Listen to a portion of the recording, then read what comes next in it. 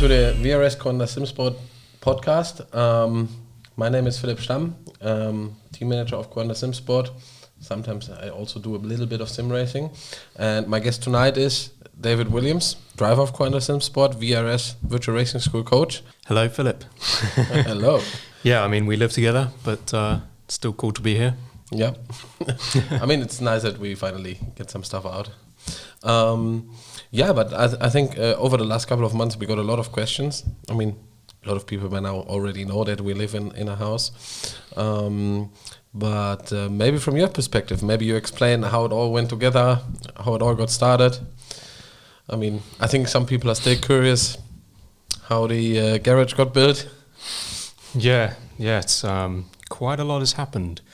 I can't believe it's already November. That's insane. But yeah, no, back, we're talking maybe a year ago, 2 years ago, before the Sim Racing Expo. But already 2018, right? 2018. Yeah, Sim Racing Porsche Summit. Or Porsche Sim Racing Summit. Yeah. Yeah, lots of discussions were had with Porsche about how to move sim racing forward. And I think this is one of those things that was raised as like a potential possibility, referring to other esports that have managed to successfully do that. So yeah, I guess it was a dream at that point, and seen as like a long way off being a reality at that stage. But then the Sim Racing Expo, with us having a VRS booth and owner of VRS, Peter, also in attendance there and working with us there. And obviously we have worked with him and VRS for 3 or 4 years. 2016? At the end of 15, I think already it started. Yeah. At least Martin, I think, started very early working for him or with him. Yeah, exactly. And obviously that gave the opportunity for him to meet us and really sort of get to know us properly in the flesh. And, you know, things can be a little bit different, but we got on very well. And he really saw, you know, our vision. You're, I would say, the leading force in that. He was really excited and on board. Pretty much as soon as that was over and you started looking at houses, and like 2 months or something later, we found this place. Yeah, I mean, looking for a house fitting for a sim racing team, or in general, I think esport team in general, is quite a hard thing because... Yes. Especially in Germany, because, finding a house, obviously you can probably find a house in Cologne or in Berlin, but then obviously it costs way too much. We always looked a bit outside of the big cities, but still central enough to justify the place. And I don't know how many houses I watched and on the internet, but 99% of them were in regions where the internet connection was not fast enough. Yeah. So this was basically the biggest problem and the biggest challenge in the beginning. And and then I found this house that the landlord was like a nice dude from the Netherlands, and he's a really cool guy. I mean, he was obviously a bit skeptical in the beginning when I explained him the idea, because he said, it's not really something that most, let's say, normal people, average people will understand. Yeah. But yeah. Yeah, and then obviously over the time, especially after we moved in and started renovating the garage, what is now, you guys know it as the Purple Room. Quite a transformation. Yeah. That was literally, it was just a garage. I mean, it's a decent sized garage, completely separate building from the main house, which is quite cool. Just a decent sized double garage, which we basically had to install everything to fully convert it, fully insulated, drywalls, everything, plastering, indirect lighting, full networking. Yes. 2 months of pain. Yeah. I mean, literally we did everything on our own. I mean, we even have it completely separate power-wise, internet-wise from the rest of the house. Yeah. So, a lot of work went into it. I mean, we had to put in a second, like a floor, completely. So it was completely level and raised a little bit. Yeah, isolated, and then obviously we have air conditioning now because with all the heat from the PCs, from the monitor. Yeah, I mean, what did we install that in, like May or something? Yeah. And it was already starting to get warm then. Yeah. I think there was like one day where it was a little bit warm, and it was already like, oh my God, we need this to arrive. I mean, we had it planned from the get-go, so cables were there, but we didn't have the unit because you need obviously a certified installer for it. And luckily we have someone in the team who is able to do it, but due to COVID, it took a bit longer. Yeah. To install it, but finally we got it. And then I think after this it went quite quickly in completely different direction than we planned it to be, because we thought, okay, we have now proper time to prepare for World Championship races, do our stuff, do maybe a bit of extra stuff for social media, but then basically the lockdown and all that stuff happened almost at the same time. Pretty much, yeah. When we basically were finished, and on the day we were finished, next day... it was literally that close, wasn't it? Like, I think if we started a few weeks later, we would have had some issues. Yeah, for sure. So, then we took care as VRS, like the coaching for this IMSA program, or this IMSA Pro Invitational. Other guys took care of the NASCAR guys in the Pro Invitationals. Then after this, our season finally started. So it was basically constantly something going on. Josh did Formula E in the meantime as well. And then PES started, and then I mean, this is a series you also drive. How was your season in PES this year? No, it was a very disappointing season for me, to be fair. I realised that at the start of this year I would have no excuses. Josh is literally racing right there next to me. I can practice with him, look at his data. Mac too. Both some of the best sim racers in the world. And it just never really quite came together, to be honest. I think there's quite a few things that I could do better. Such as better practice discipline. That's always been a struggle for me. I do think that this was my best year in terms of practice, but I feel like towards the end of the season, I definitely had some bad luck too, and qualifying as well. So, obviously quite lucky, I guess, to scrape into the top 20 in the end. So I'm pleased about that. But I was 18th. In the standings, which obviously isn't what I was aiming for. So, I think you said it was quite close. Just to explain it, I mean, there were like, I think, 5 people on this bubble. Yeah. And during all what was going on in the race, it was every time a different guy out. I think after the sprint race, you were literally only saved by 7 points. But the guy behind you was Patrick Holzmann, who was also not a slow guy. I mean, it's funny, or like it's a shame that he was so far back. I mean, he had also a very unhappy and unlucky season. I'm not the only one, for sure. I mean, the format and the style of car, and the fact that it is sprint racing essentially means that you do tend to see a lot of aggressive driving, which is good for the show.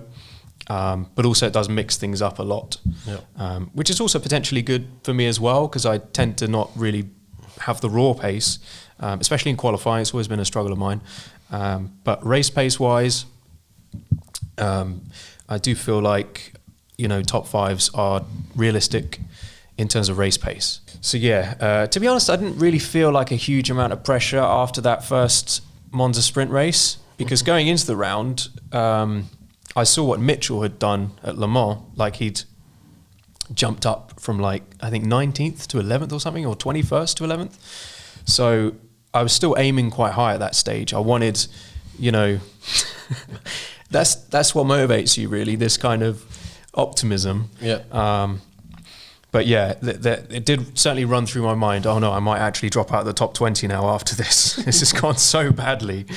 We managed to salvage some points at least, so just about scraped in. Yeah, I mean, for me it was probably quite stressful. Stressful as well. Yeah. I mean, sadly, Josh didn't have, a chart for the championship in the last round anymore due to some circumstances during the year. But yeah, I mean, this was gone, and then, but also Jeremy was out of nowhere super close because he was super unlucky in one of the races, didn't score any points, and out of nowhere, I think he finished one position ahead of you in the championship. I think he did a little bit better than that. No, I think it's P17. Really? Out of my head, I would say so. Yeah, he was also very, very. I know he really had a poor start to the season. Almost he had like Silverstone, which was good. Had a poor start, except of Tommy and yeah, that's true. That's true. And Josh, but from the beginning on, we were basically a bit slower than Red Bull, always behind, and always were trying to catch him. Yeah, yeah. No, Seb, hats off to him. He had a pretty incredible season, to be fair. Yeah, and after that, now the season is over. I mean, luckily you made it. Yeah. And it's not that much time. I mean, Pro Series is happening, and all the other stuff around it is happening, and the new season is basically already knocking on the door. It's just a couple of weeks till the next season starts, and what is it? Mid-January or early January? Early January. Early January. I mean, to be fair, I'm quite happy about that because, you know, I want to redeem from my performance. So, although the competition will be even higher because we've got quite a few fast drivers in the Pro Series at the moment. So, but time is moving on, and we need to deliver. No excuses. Yeah. This time, no excuse that we built a garage. Yeah. In the beginning of the year.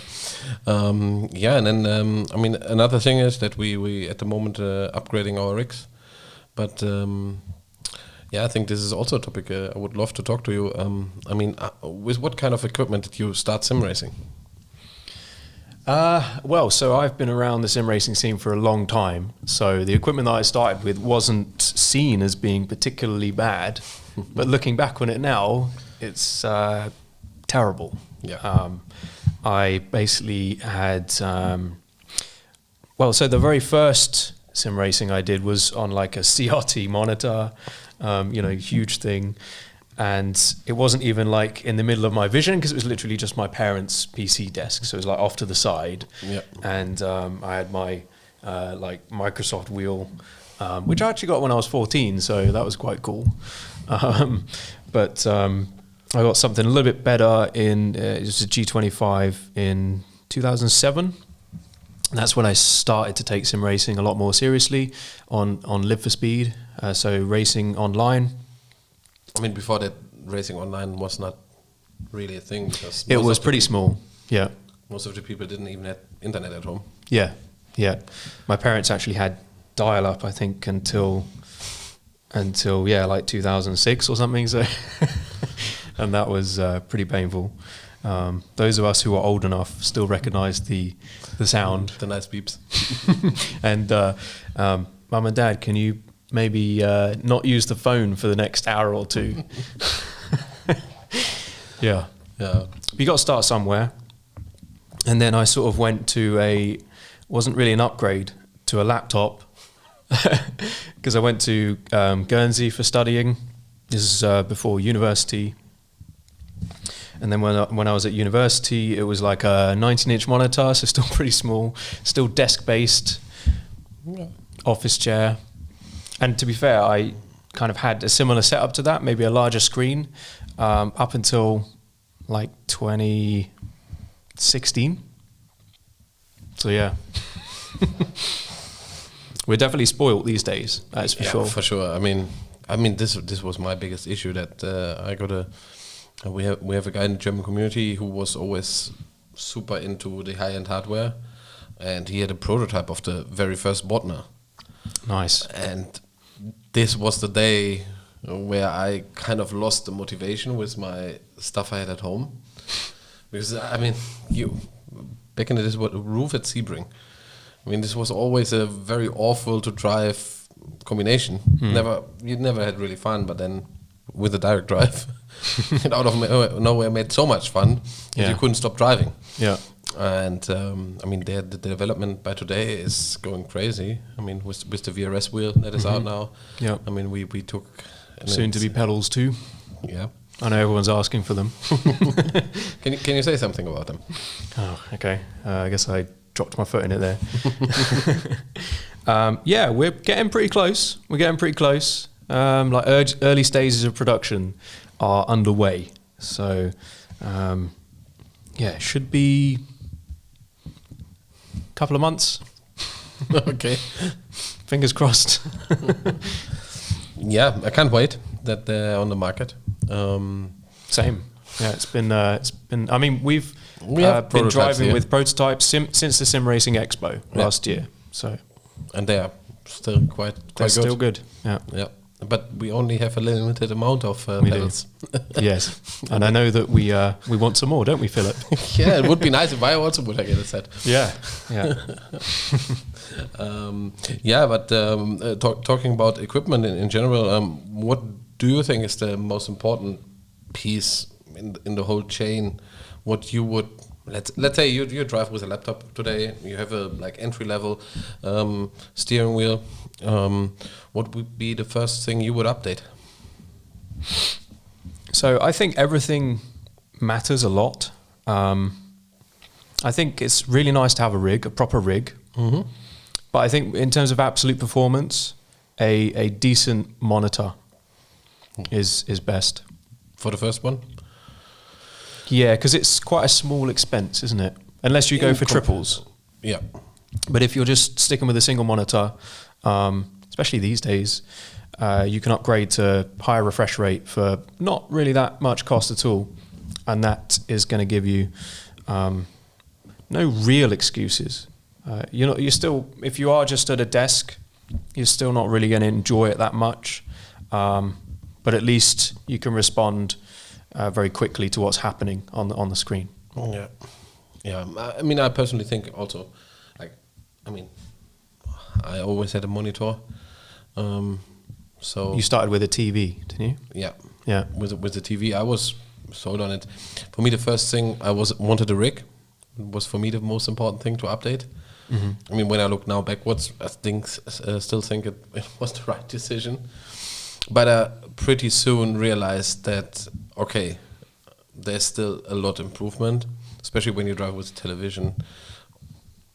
Yeah. You had input lag. Yeah, I think most people don't realize just how it might be different these days with certain TVs have game modes and stuff. But generally, TVs are very laggy. I mean, when you look at monitors, I mean, even there, you have 144 hertz. It's not everything you want. You want a quick response. Mm-hmm. So if panel, best thing would be G-Sync or adaptive FreeSync, so that you don't have stuttering and all that stuff. But I never got sold on this. It took you a while. Yeah. I got sold on this. I think I had my direct drive at that time. Yeah. And you could literally see the input lag. You turn the wheel and it took almost a second till you could see it turning on the TV. Yeah. And that was then the time where I decided I need a rig. Triples. I mean, I went pretty all in then. It's the best way. Yeah, at the end, long term, it's definitely the cheapest way. But in that moment, it definitely hurts. Yeah, it does. It's not. There are cheaper hobbies, but I mean, if you compare it to real life motorsport, I mean, a set of tires is probably more expensive than the whole setup we have. Yeah. So that's just like, even karting gets crazy. Yeah. No, but monitors. What would you say is the next thing you would upgrade? coming from your system was like what was it, G25? G25 at a desk with a 60 hertz sort of pretty standard monitor. It was a reasonable size, like 23 inches. But yeah, the actual upgrade I made wasn't a monitor, it was a rig. I decided to build my own MDF rig, which kind of developed and evolved over the years, because I sort of got better hardware, had to strengthen it more and more. But yes, I'd still say monitor first, but then after that, rig, just because you can have it set up how you want it to be. You know that there's extra sort of rigidity and security. For me, the most important thing is that the seating position. Yes, it's got to be set up properly. And the pedals are always in the exact same position. This helps a lot, in my opinion. Definitely. Then you've got that consistency. You can jump in every time. And because that was definitely a thing for me with a office chair. I think I might have actually laid down some tape or something, so I made sure the chair was in the same position every time. But that's not really ideal, is it? Yeah, I mean, there are a lot of workarounds. Like my brother,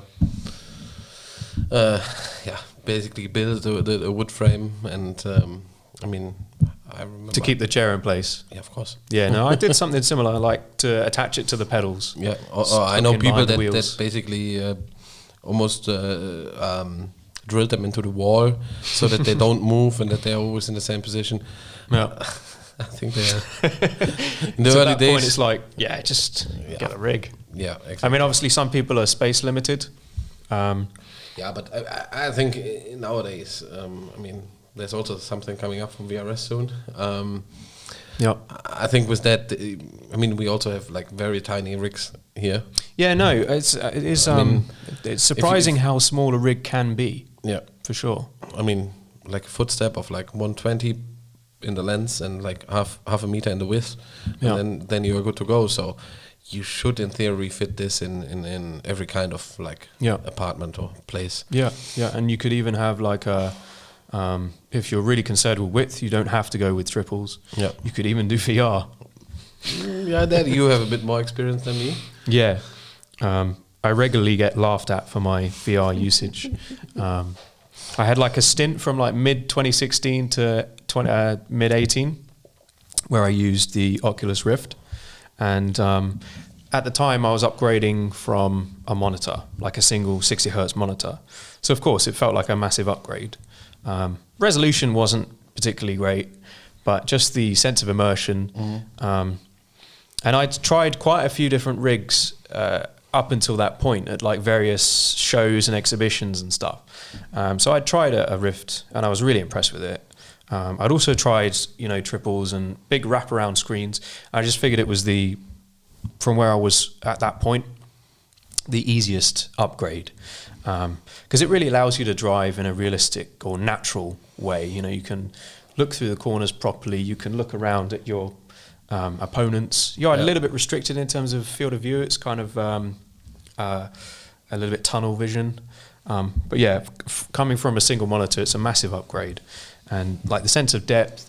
I mean, when we were doing together the Pro Series with Mitchell.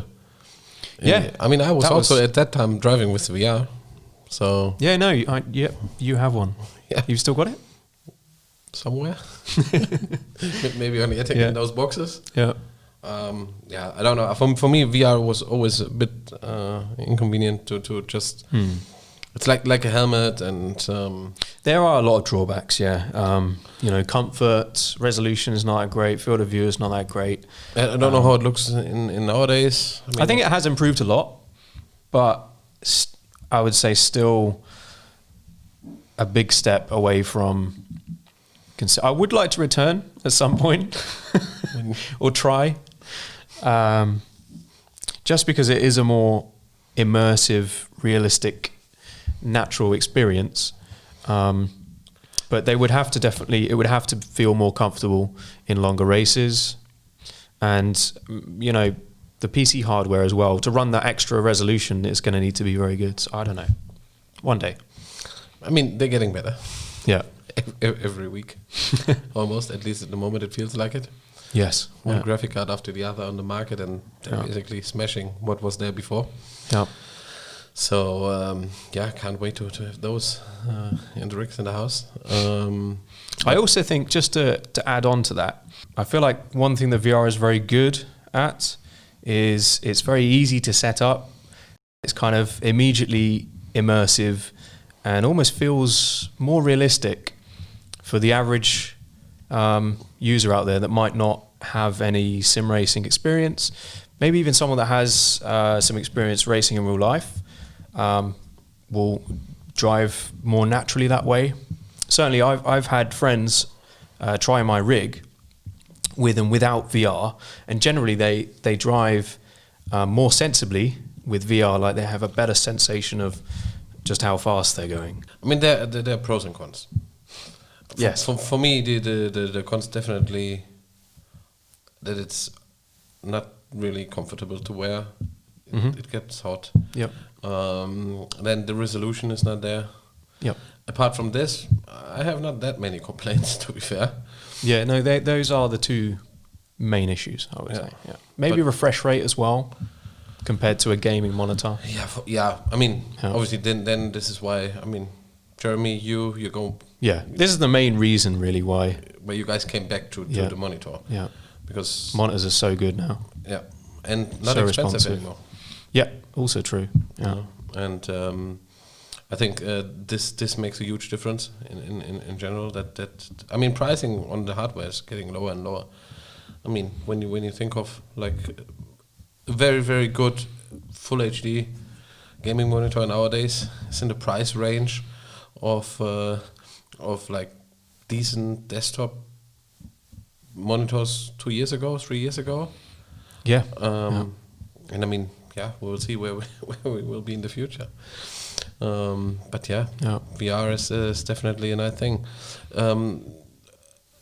Apart from VR, I mean, you also I mean, you constructed the pedals. Would you say? I mean, I personally would say that the pedals would be the next thing I would upgrade then in the row. Yeah, pedals are definitely very important. Yeah. There's no doubt about that. It's not about the speed you gain with it. I think it's more consistency, and it's easier when you jump in over and over again. You build up that muscle memory, especially with a proper load cell system that allows for a decent amount of force. Yeah, that's definitely huge. I mean, the more force you can apply, generally what I say to people is you basically want your brake pedal as heavy as you can survive with for 2 hours of driving or so. So if you're physically exhausted or your leg hurts too much after that, then it's probably a bit too heavy. But yeah, the heavier the better, just because that means that it's more of a range in terms of force. So like 30 kilos, if you have a 60 kilo pedal, then 30 kilos is 50%. Yeah. If it's only a 10 kilo pedal, then only 5 kilos is 50%. So you got more range, more control. And yeah, that muscle memory is just a lot more, I think, precise. In terms of how we can sense things rather than position based. Yeah, I mean, I think pedals. Load cell pedals is definitely a huge gain, and then after that I would say obviously a direct drive. I still think that it's 50-50 for me, more or less. Because I think, I mean, raw performance you gain definitely probably at least over a race distance with pedals way more than with a steering wheel. Mm-hmm. But I think a direct drive is so much more fun. So you enjoy everything way more, and I think that's definitely true. And I think this is also something what people ask. I get a lot of the time the question, how is it with? Does it make you faster? This equipment, and I mean, I would still say yes, but not because you find immediately 210s. I think it's just because it's way more fun. Mm-hmm. You spend way more time in your sim because it's more fun. Yeah, and then you improve. Yeah. And I think this is where the improvement comes. I think also you can correct and resolve bad driving easier as well. So like if you make a mistake, you can control the car a bit better and recover the slides better and sort of get back under control again much more naturally and quicker. I think even with more limited equipment, you can still have outright raw pace. I've seen people like back in the days of LFS. I mean, still, we get guys like Hugo. I mean, yeah. But I was going to say something even more basic, like a mouse. Yeah, okay. Some guy, I've forgotten his name, but from Finland, so they're all a bit odd out there. But they're definitely very fast. And this guy, he had quite a few world records with a mouse. So doing a race distance, so it's probably a completely different situation. Yeah, I think one lap might be possible with a mouse. I don't see the fun in this. Yeah, that's the thing. You probably have to focus. Well, I've tried it, and you have to concentrate so damn hard to one tiny little wrong move and. Oh, maybe this is a good practice. Yeah, if you want to feel better about your existing equipment. I definitely agree with you though about the enjoyment for sure. I was absolutely blown away when I first tried your direct drive system a few years ago now. That was with VR as well. Yep. And I remember it gave me so much, everyone remembers, in the team at least, it gave me so much control and confidence in the car that, I just ended up destroying the rear tyres. And good. I mean, on top of your Rouge, you did very good tyre saving. Yeah, proper tyre saving. Yeah, no contact to the ground, so no more tyre wear. Perfect. I was upside down. Just yeah, and then after that, now we were living here together. I think we will come up with those podcasts on a regular basis. So if you guys have any questions, something you guys want us to talk about, feel free. I mean, maybe we can get a bit more detailed with Mac in the future about especially the detailing in the garage. I think acryl is his speciality here. At least it certainly is if you speak to him about it. Yeah. I mean, there are always two opinions when it comes to this, but no, I mean, feel free to just give us suggestions and hope you guys turn in the next time. See you. Thanks, guys.